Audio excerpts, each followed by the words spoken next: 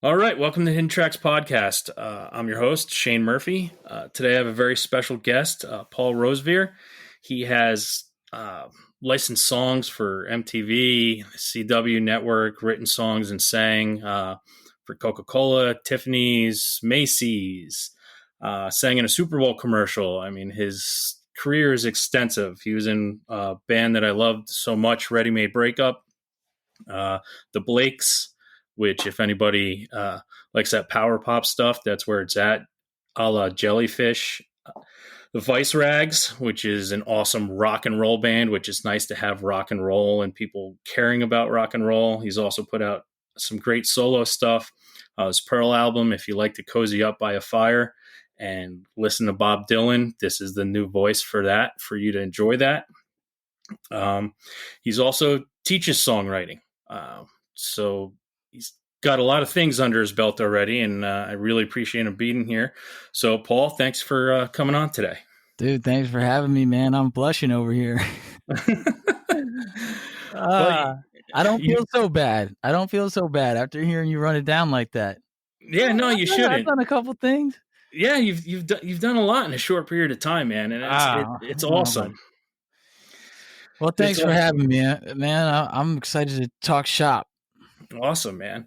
So I always get this started off to get the ball rolling, and I mean, and all the stuff that you've done so far, and it all stems back from somewhere. And I always look at it as you had this epiphany, or you realized music was different at some point in your life, and it's usually in childhood. You hear something that just changes your way of thinking. It's no longer cartoon theme songs; it's actual music. Do you remember when that changed for you, when you had that huge change in your life as a young kid, when music just became something that's kind of brought you to where you are today? 100%. It was a Motown tape that I got when I was probably, 6 or 7 years old. I think it was like a Christmas present or whatever, but I remember the first track, or one of the first tracks, was Please Mr. Postman by the Marvelettes. Mm-hmm. And just something about like that sound. I was like, I had never heard it before because I grew up around, my dad was really into jazz.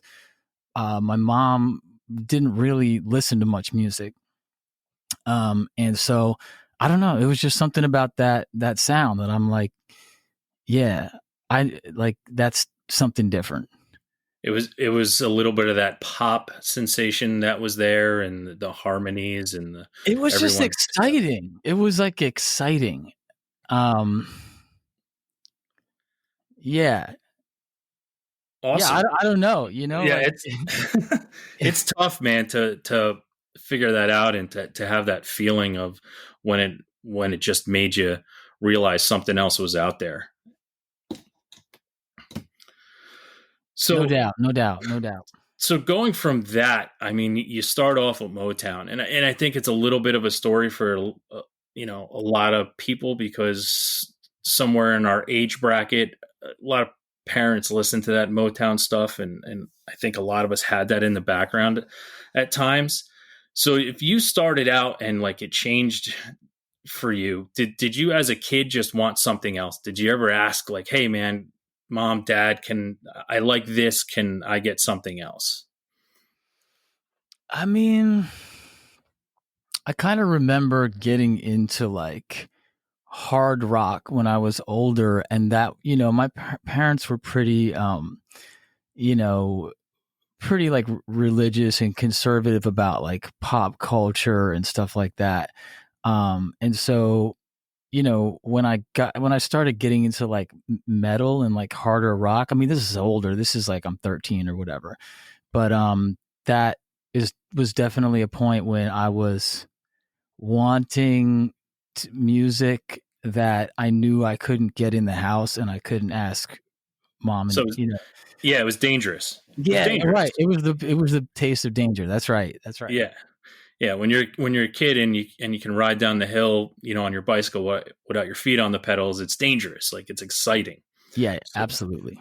So you went into rock. Is that when you figured out in your life that maybe this is something you could do or that you wanted to do, or was it still just like I like all this new stuff I'm hearing, and where did that bring you to? I mean, the first time that it became something I wanted to do was probably actually in church. I had this, like I said, we used to go to church like every Sunday, and we had the pastor was kind of a young guy. He was from Oklahoma. He was sort of like a Woody Guthrie, tall, lanky, type, like character, and he was funny and he was warm and he was charismatic. And he was the first guy that I remember, he would stand in front of the congregation with an acoustic guitar and lead and like play songs and lead everybody in song. And I was like kind of captivated by that. And I said, yeah, I think I want to do that. I It want was to it do what he's doing. enthusiasm? You saw the enthusiasm through everyone that was at church at that time because everybody was singing with them, and I it was mean, just yeah. And I think at this, yeah, yeah. I think that was it.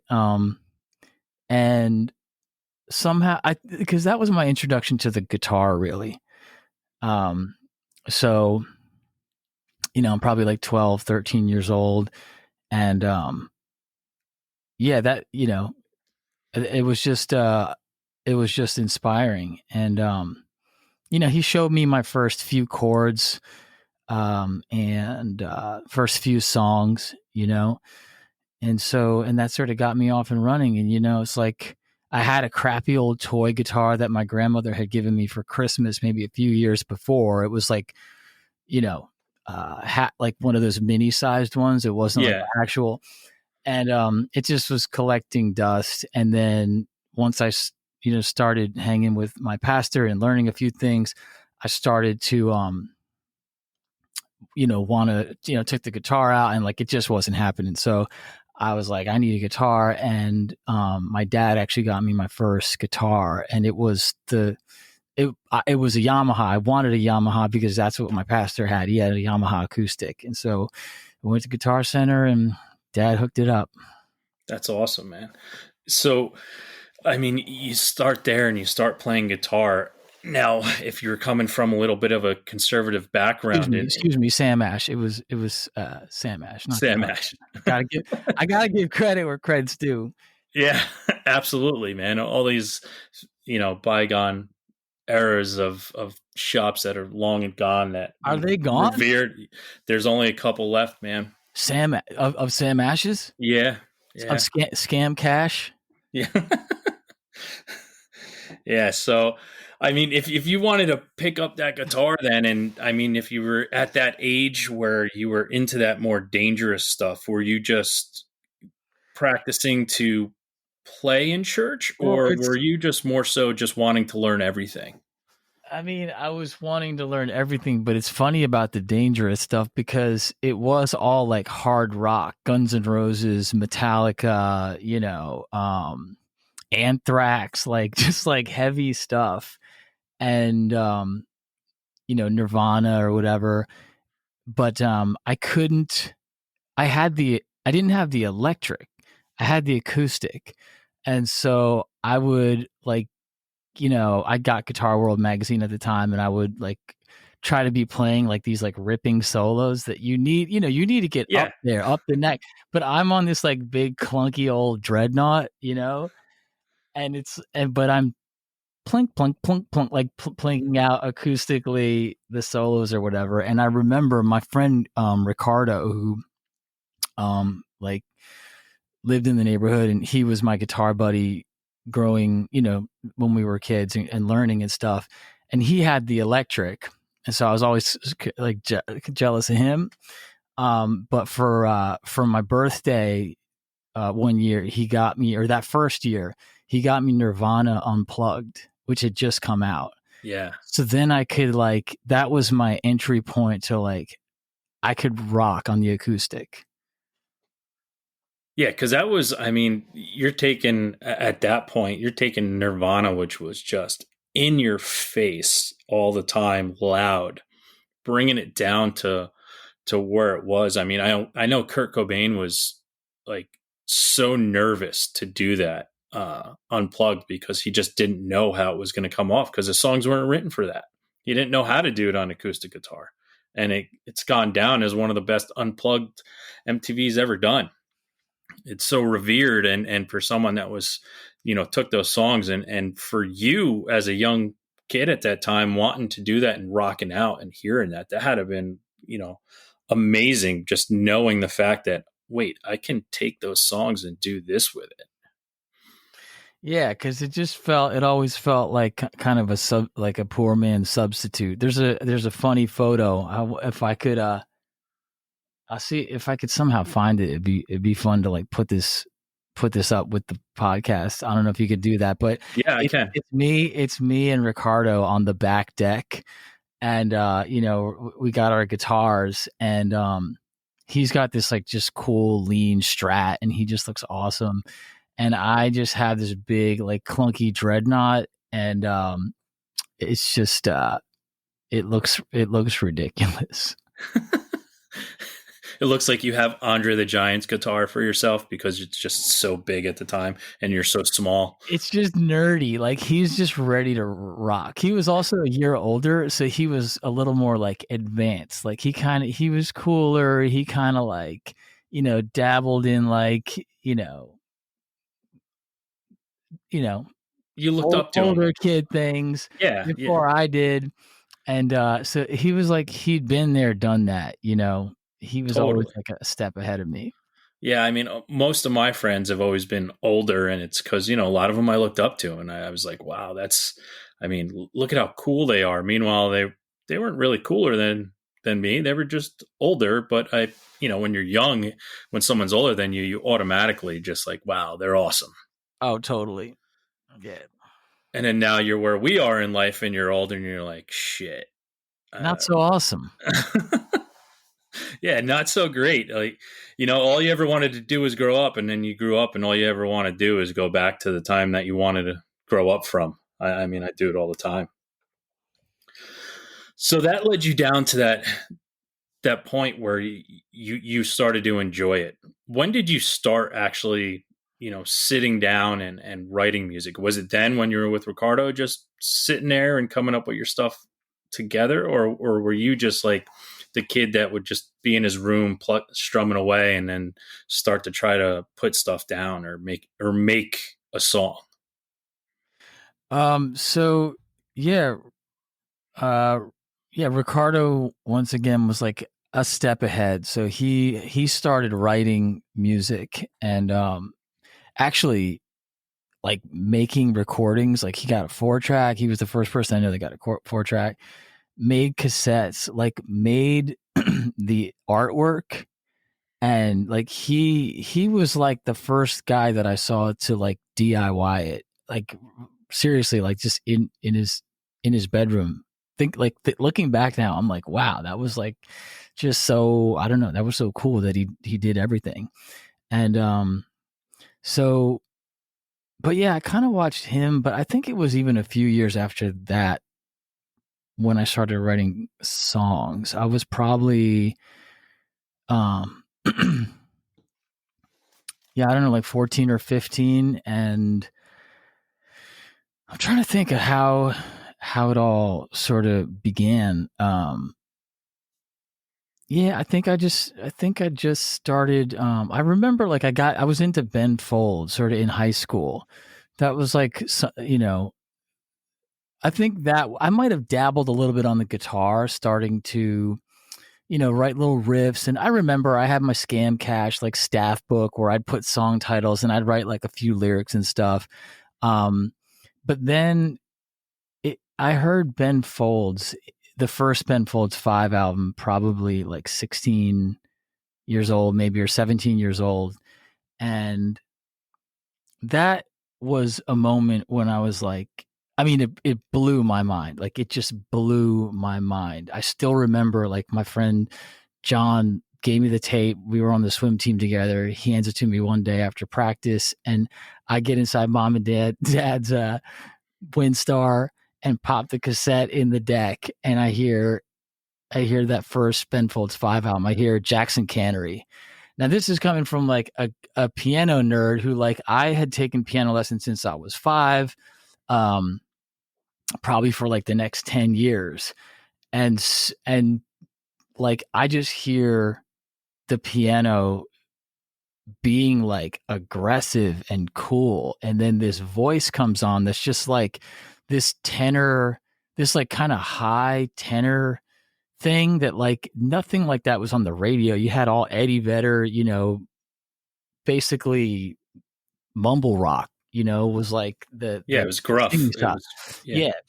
And love Eddie, but like all the imitators, like it's just, that was what the sound was. So I don't know. I heard Ben, and then I heard all the writing. A song like Boxing. Like, what is happening in that? That was like it was like a little, uh, you know, little not novella or something. I don't know. I'm like, Yeah. so that, Story. yeah, story, I guess. Yeah. Yeah, that's a Yeah. simple way to put it. Maybe Yeah.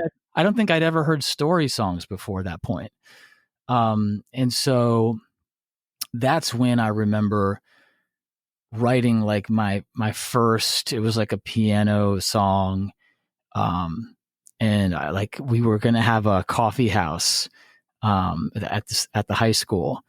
And or like yeah, it was a coffee house.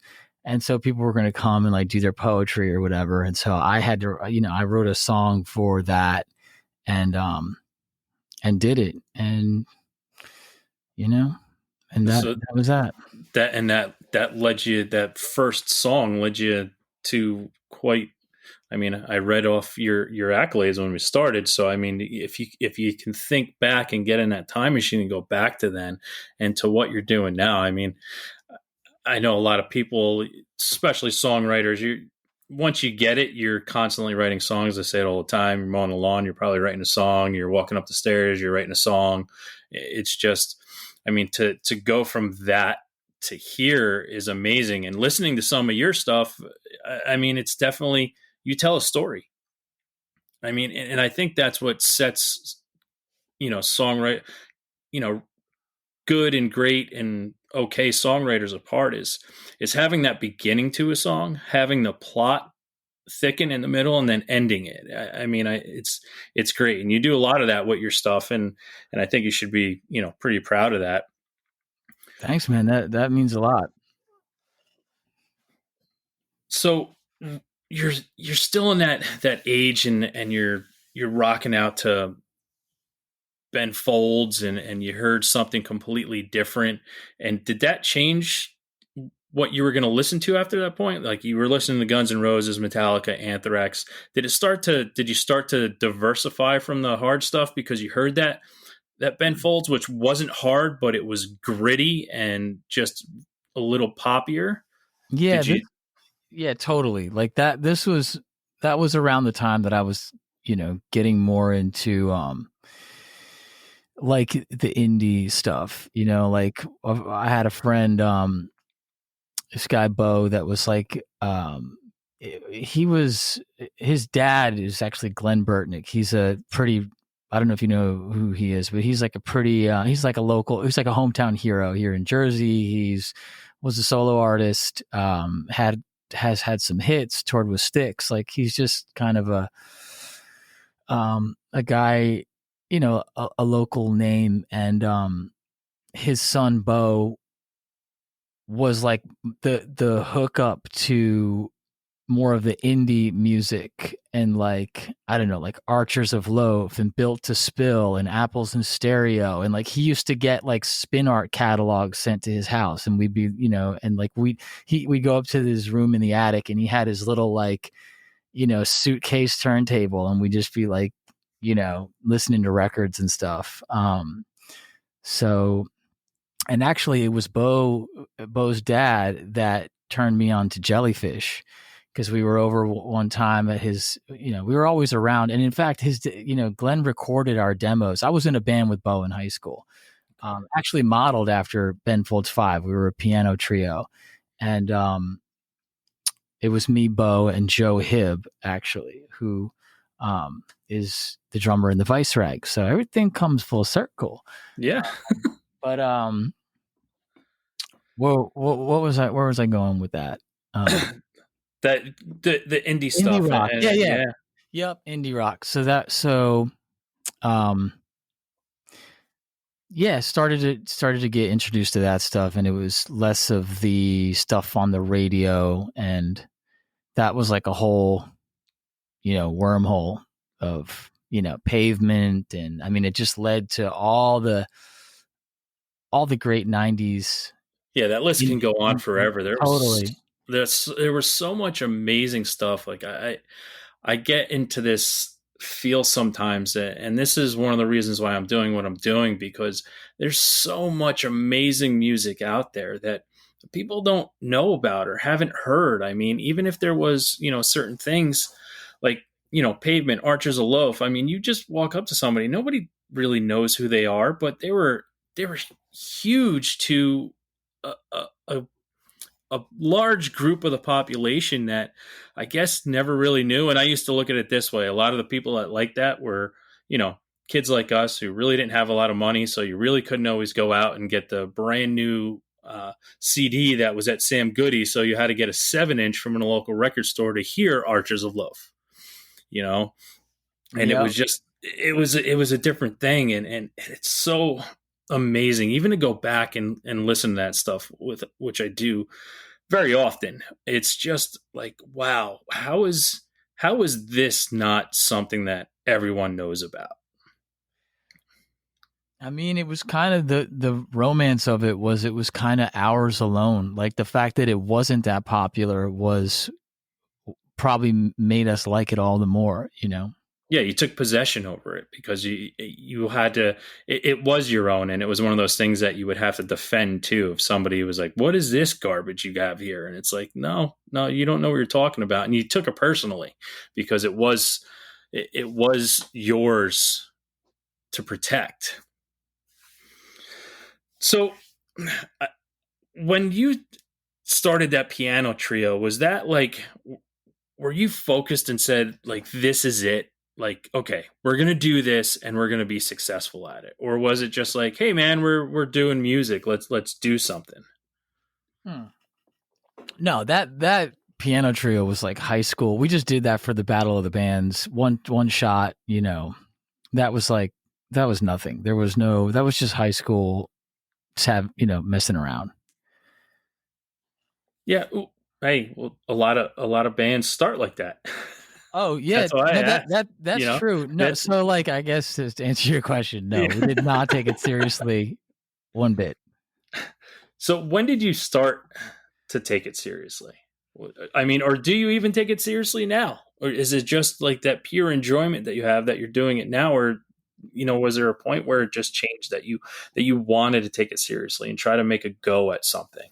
I mean, it's a good question, man, and it's always changing. I think I always want to take it more seriously. Like, and I have like a little bit of I'm sure there's a complex in there tangling me up somehow. But like it is mostly about the fun and the enjoyment for me.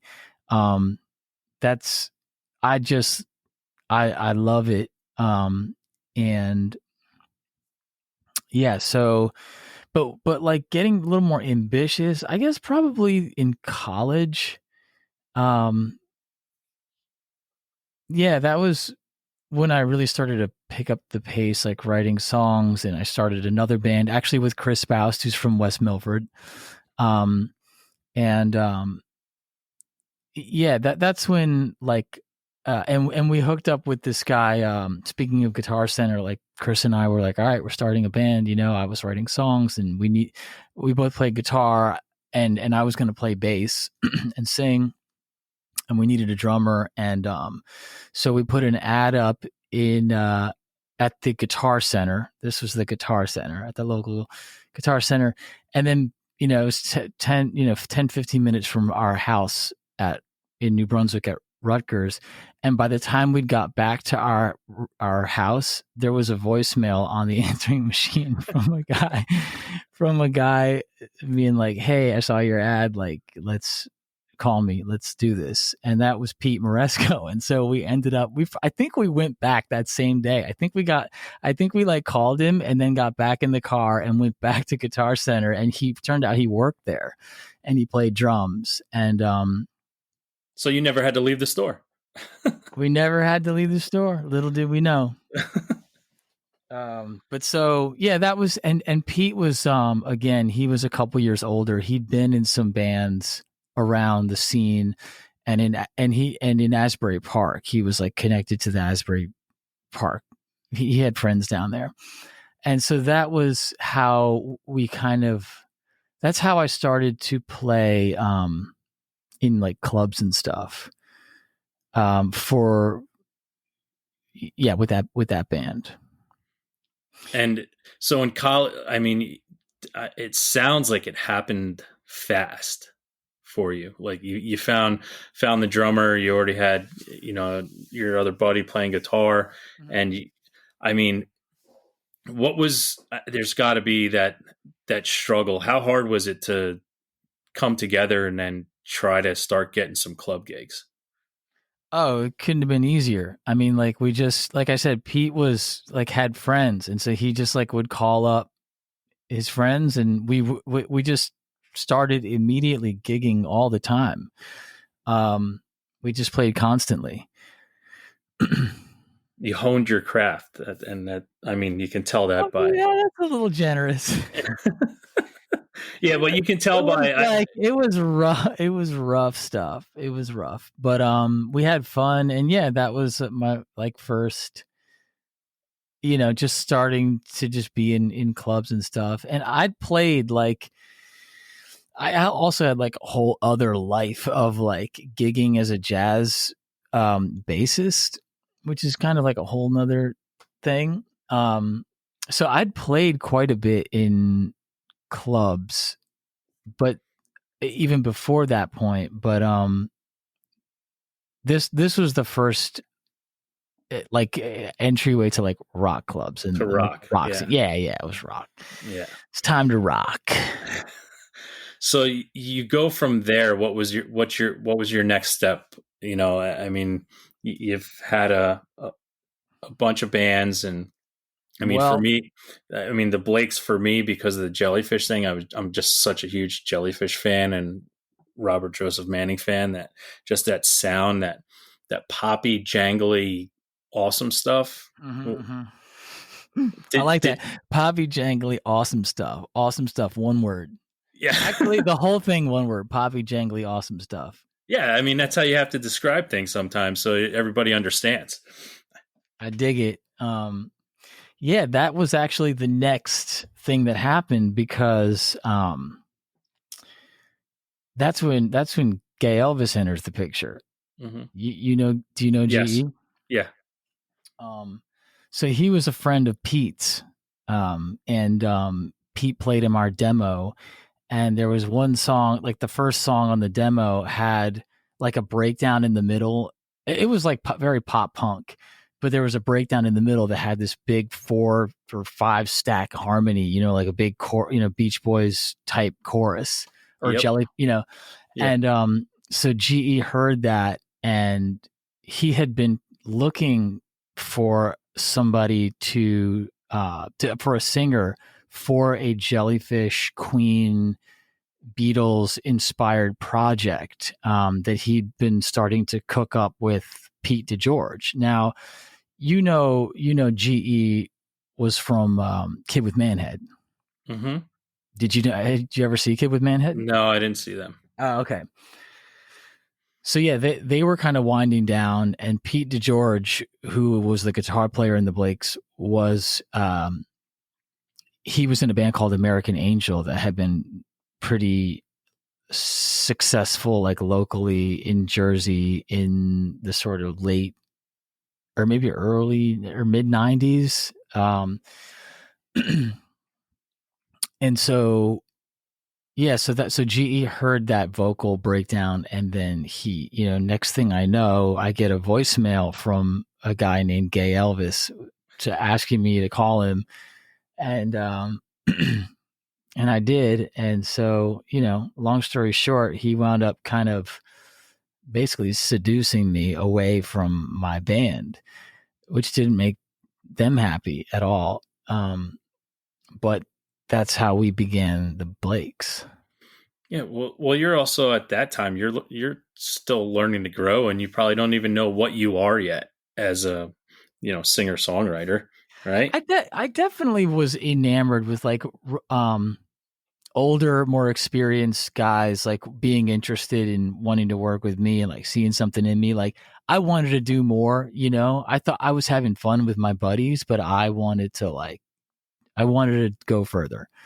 And so that was the chance. That was like my chance to do it. Did you feel any pressure on yourself to do better once you left your buddies? I mean, not pressure. I was just like ready to go. I'm like, let me out. I'm ready. Like That young exuberance to do things. totally. Like put me in, coach. I was ready to go. I was like, yeah, So you go look there out, and world. your journey continues. Now I like to come back to things when it's you have time to reflect on stuff. Now with all your stuff, that your catalog that you have of music that you've been a part of, do you have something that's your favorite that you've done that you're just like, yeah, that's what I'm most proud of? That's what, that song. Or are you always striving for your next song to be the best song that you do? I mean, I'm really proud of Pearl solo, the most recent solo record. I think is some of my best writing. I'm proud of the last READYMADE thing we did, Live With It, which is just like I just think it's just fun and simple, and So I think, yeah, like a lot of artists is probably like your most recent stuff is you think is great. Like other people might not agree, but But they're allowed to, and that's what I say. Like a song comes out, and a simple song means something different to so many different people for so many reasons. It captures you. It puts you back to that place when you heard that song. It's that everlasting time machine that I always talk about. What music is: you hear a song, transports you back to the time and place you heard it. So that has more meaning, to you for that song. But as the songwriter, you don't know that. And I think it's important for I people mean, to get but out the there and song, tell people. but the songs have the same time machine effect, even if you're the writer. Like you listen to it and you go back to those experiences that you were writing about, or maybe what you were going through as you recorded it.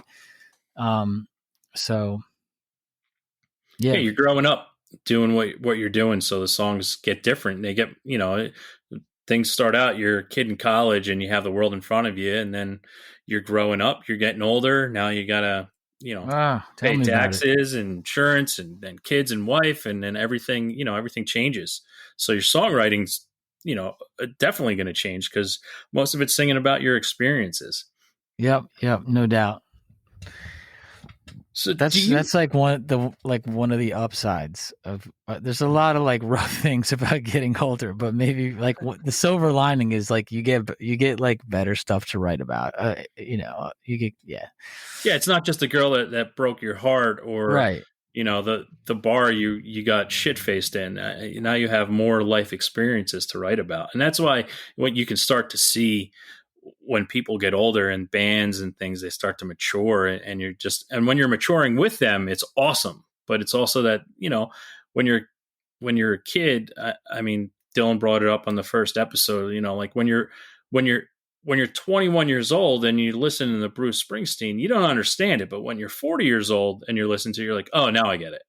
Oh yeah, like I didn't understand Bruce for the longest. Like I just didn't get it. It just was like totally over my head.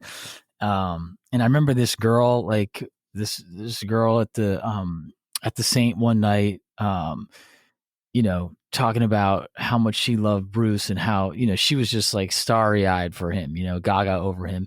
And he was like, I don't know, 50 plus years old or more at the time. And she was like a 20-year-old. And I'm like, what am I missing here? I don't get it. And then, yeah, life hits and like and then you get it. You Yeah, figure it out. you start realizing what they were singing about when you're like, I don't know what he's talking about right now. And then when you get older and you start listening, you're like, oh, Yeah. okay, all right, he was trying to tell me something. Yeah. So, do you have anything when you need to like, I mean, just get laid back and use something for mood control music? Do you have something that you like to listen to? Like I always go to, like if you're feeling sad, do you go to happy music, or do you go to sad music, or vice versa? What is it that you would prefer to do at that time? Do you want to stay sad? Do you want to get happy? Do you have something you listen to get you to those places? I don't know if I put something on to get me to those places, but I find that it finds me anyway. Like even this morning, I was kind of like, it was a little bit of a melancholy morning, and I don't know why it happened, but I was looking up Mac Miller, Mm-hmm. and what was the track? I don't even know the name of the track because I hadn't heard it before, but I was like scrolling through, whatever his catalog, and something just hit me, and it just was the perfect like melancholy mood, and it was just speaking to me just right. And so I don't know that I think it happens the other way around. Like I don't say, oh, I'm feeling bummed. Let me go find some sad music, but the sad music might kind of find me. Yeah. Well, that's awesome. That's an awesome way to look at it, because things do happen that way. Things kind of fall in your lap when you least expect it, and you didn't realize you needed it at that time, which Mm. is which is an awesome thing about music. Yep. Now you've played so many different genres and types of music. I'm sure this question of like, you know, do you have a favorite band? Is there something that you constantly always go to? And I mean, That's like saying, do I have a favorite daughter? yeah. I mean, Um, I know it's hard to choose. I mean, I have and I more than one do, favorite band, but I'll but never tell. oh man. Um, I'm playing. So no, I mean, I love all the bands, for, every, it's just all different bites at the same apple. So I love them all. Okay. Well, you're lucky.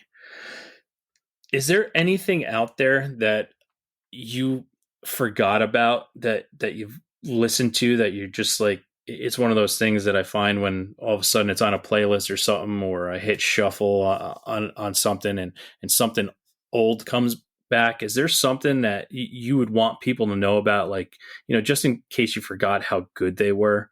Like, I mean, the first thing that comes to mind is I was for a couple years working with a young, like sort of developing and co-writing with a young female songwriter and singer down in Asbury Park.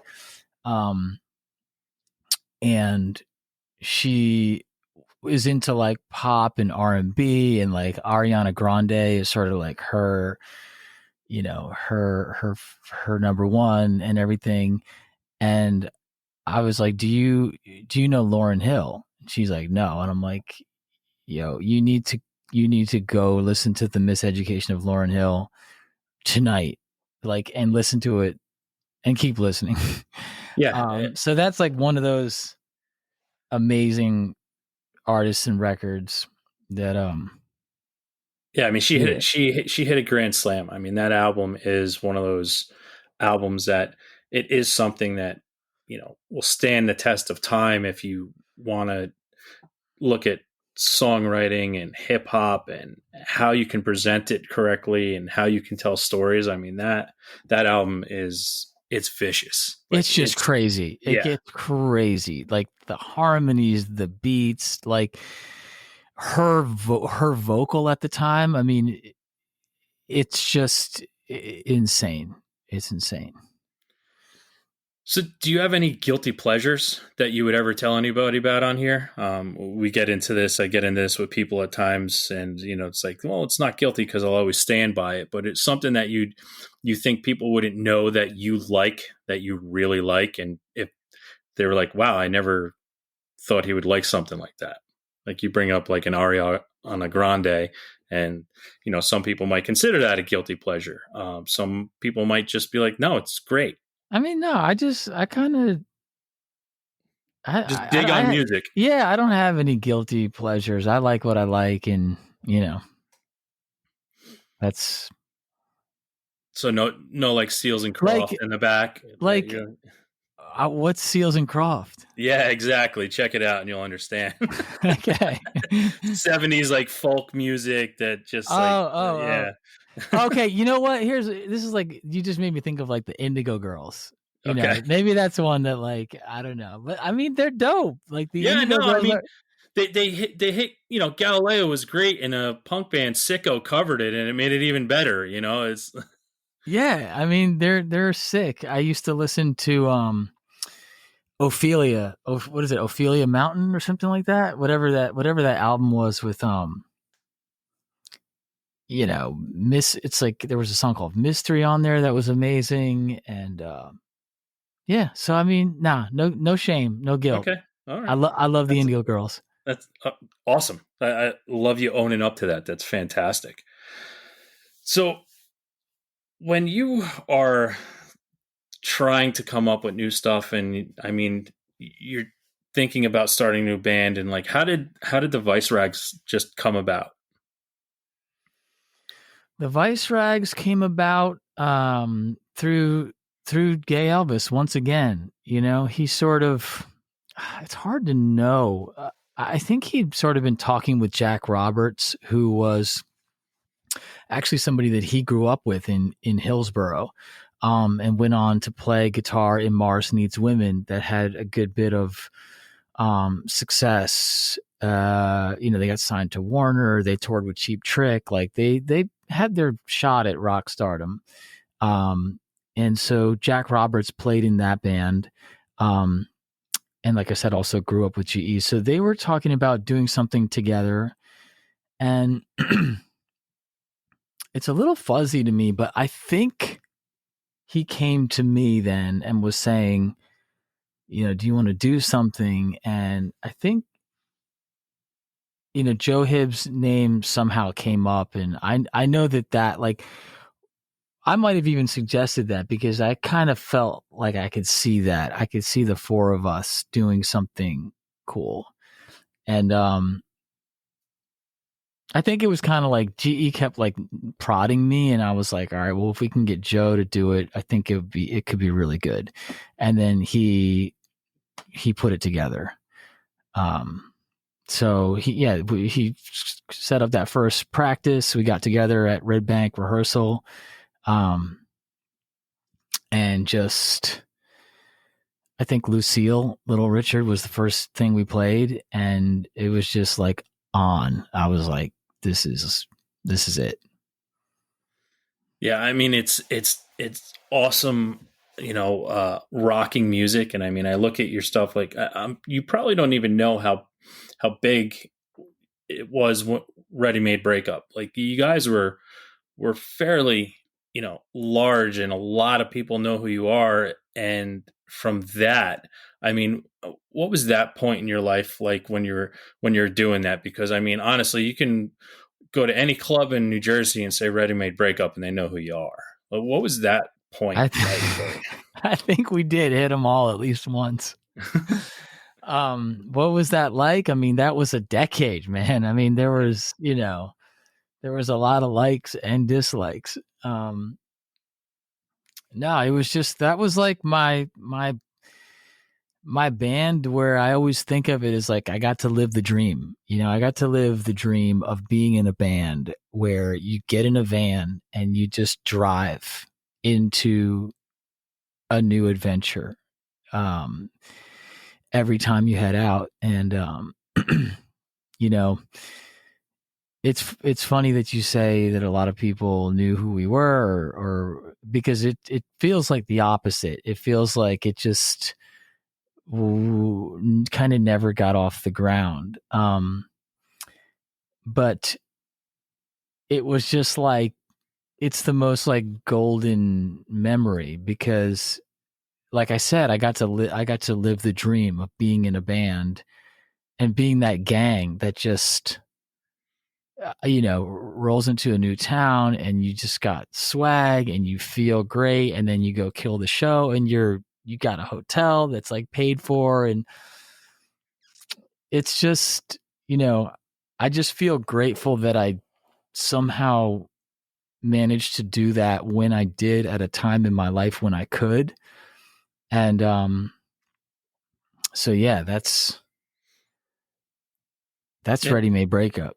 yeah, and honestly, it is one of those bands, and I'm here to tell you that people know who you are. I had a guest on here the other day that mentioned you right away. So, I mean, people know who you are, and it's, one of those things that it's awesome that you enjoyed that because you had that opportunity in your life to do that. I mean, that's fucking awesome.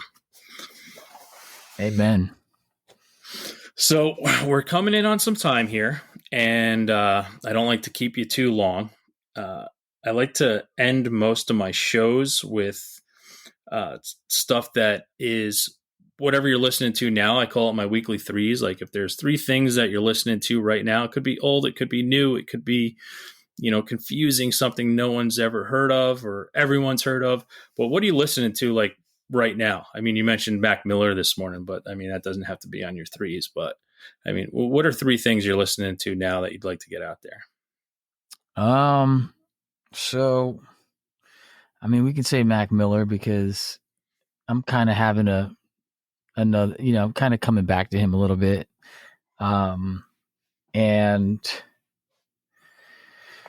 I would say Miley Cyrus. Okay. She's dope. And what's like a good rock thing that I've come across lately?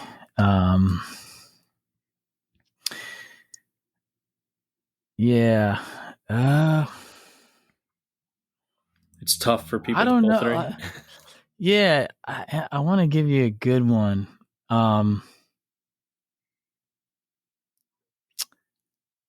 mean, I'm always listening to classics. Like you can't go wrong with like Bob Dylan, Blood on the Tracks. That'll be. No, you can't. And that's what I said, man. And I got to give you credit with Pearl. I mean, that's what it sounds like to me.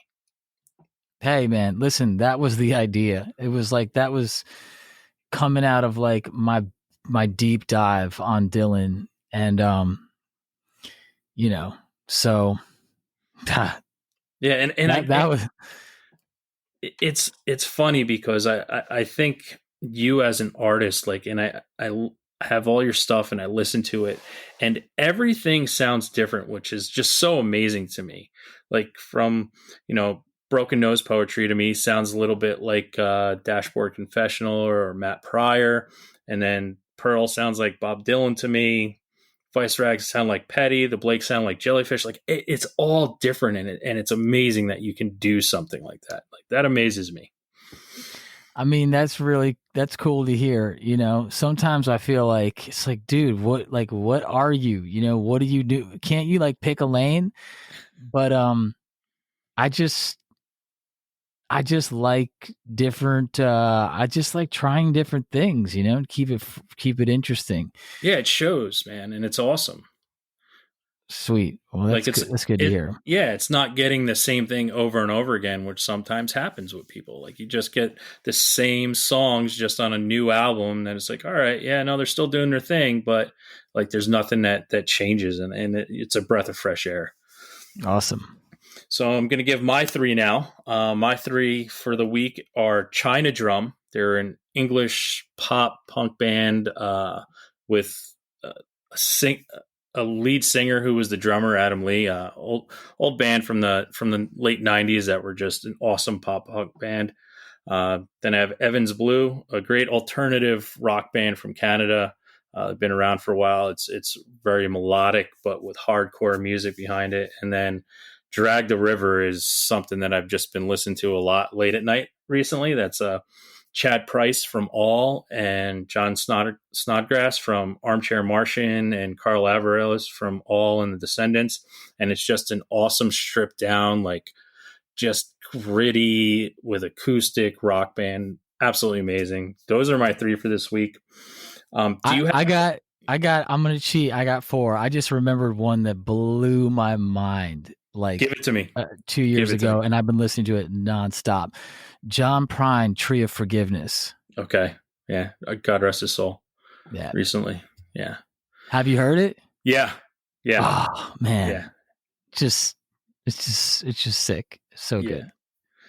All right. You got anything that you're doing now that you'd like to promote? I know you do songwriting lessons. What else you got for me? I do songwriting lessons. So definitely if you are interested in either like learning the craft or just having kind of like a buddy to help nudge you along and get you to finish stuff, I'm good at that too. So hit me up. I think there's a tab on my website for that. And then and what's your website? It's just paulrosevear.com. Okay. And then there's always a few things in the works. There'll definitely be new music soon. I would just say, follow me on Instagram at paulyro, 2 L's, YRO. Okay. And there's a fully baked project that's going to be coming out soon. I'll give you a teaser on that. It's actually we dug up some lost recordings from the Blakes that were like half finished, and we finished them, and so that'll be coming out. That's awesome. And then I'm working on some new solo stuff too. And then actually I'm doing a live stream on October 1st. Okay. So Instagram, Paulyro, stay in touch. And yeah. Awesome. Well, I appreciate it. This has been the Hidden Tracks podcast. You can find us on Spotify, Google Podcast, and iTunes. If you go to iTunes, please, if you like what you're hearing, give us 5 stars, write a review. Let's get some more traction behind this. You can reach us at myhiddentracks99 at Gmail. Find us at myhiddentracks1 for Twitter. Facebook is Hidden Tracks. And myhiddentracks.com is our website. Drop us a line. We're going to have some cool merchandise up there soon, and some great reviews. We're going to go through reviews. We'll DM you and get you back some cool gift at some point. So I want to thank my guest, Paul. Thank you so much for being here. This has been absolutely awesome. Can't thank you enough for doing this. Looking forward to all that new stuff coming. Be anxiously awaiting it. So awesome. Everyone out there, appreciate it. Have a great time.